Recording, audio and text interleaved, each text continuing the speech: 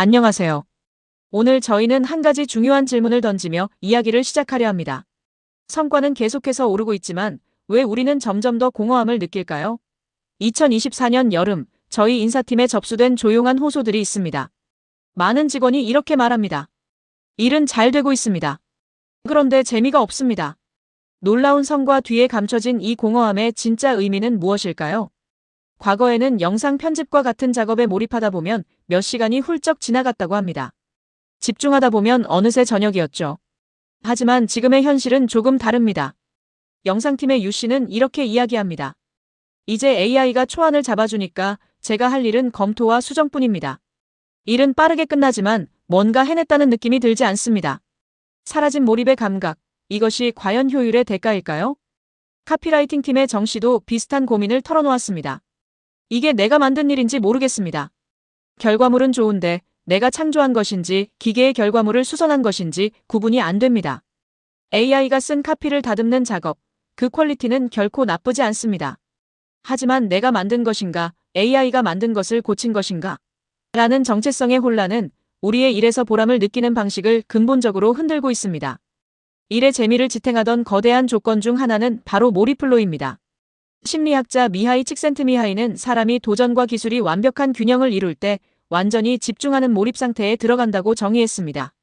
나의 기술 수준이 과업의 난이도보다 너무 높으면 지루함을 느끼고 반대로 과업이 너무 어려우면 불안함을 느낍니다.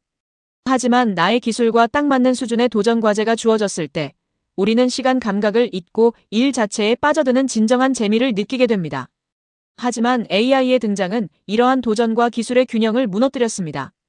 초안 작성, 데이터 분석, 이미지 생성, 보고서, 구조화 등 예전에는 어렵게 느껴졌던 많은 일들이 AI로 인해 너무 쉬워졌습니다.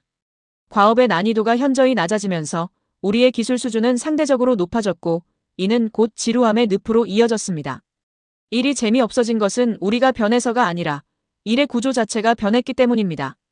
AI가 중간 단계의 쉬운 작업들을 모두 처리해버리면서 우리는 복잡한 판단, 갈등 조율, 창의적 방향 설정 같은 어려운 일들을 수행하기 위해 거쳐야 할 연습의 기회마저 상실했습니다. AI가 모든 중간 과정을 대신하다 보니 복잡한 통찰과 판단으로 이어지는 계단이 끊어져 버린 것이죠. 도전이 사라진 자리에 지루함이, 성장의 기회가 사라진 자리에 막막함이 자리 잡게 되었습니다. 몰입과 함께 일의 보람을 구성하는 주요 요소들도 AI 시대에 흔들리고 있습니다. 첫 번째로 좁아진 기술의 폭, 즉 스킬 버라이어티의 상실입니다. 일의 보람은 다양한 능력을 발휘할 때 생겨나지만 AI 도입 이후 우리가 쓰는 기술의 범위는 급격히 좁아졌습니다. 다양한 툴을 다루고 기획하던 역량은 축소되고 오직 AI의 결과물을 검토하고 판단하는 단일 업무에만 집중하게 된 것입니다. 두 번째로 흐려진 과업 정체성, 즉 태스크 아이덴티티의 부재입니다. 처음부터 끝까지 하나의 완결된 결과물을 만들어냈다는 감각이 사라진 것입니다. AI가 80%의 초안을 쓰고 인간이 20%를 마무리할 때 과연 이것을 온전히 내 작품이라고 부를 수 있을까요? 완결성의 붕괴는 곧 성취감의 증발로 이어지며 우리는 일에서 오는 깊은 만족감을 느끼기 어려워졌습니다. 마지막 세 번째는 의심받는 과업 중요성, 태스크 서그니피컨스의 약화입니다. 소프트웨어 개발자 류 씨는 예전엔 코드 하나 짤 때도 뿌듯했는데 지금은 AI가 만든 코드를 검토하는 게 주 업무입니다. 내가 개발자인지 AI 코드 검토자인지 모르겠습니다. 라고 말합니다. 내가 없어도 되는 것 아닌가? 라는 의문은 기계가 완벽히 대체할 수 있는 업무라는 인식으로 이어지며 우리의 기여도 중요성을 갉아먹고 있습니다. 하지만 이러한 허탈함을 넘어선 사람들도 있습니다. AI를 단순히 대체자가 아닌 파트너로 재정의한 이들이죠. UX 디자이너 강 씨의 사례를 들어보겠습니다. 강 씨는 AI가 순식간에 뽑아내는 시각 디자인 초안들에 처음엔 좌절했다고 합니다. 하지만 그는 AI가 제안한 수많은 방향성 중 흥미로운 것을 골라 자신만의 방식으로 파고들어 발전시키는 대화형 몰입의 단계를 개척하며 새로운 재미를 찾았습니다. AI를 아이디어 파트너로 삼아 새로운 종류의 몰입을 발견한 것입니다.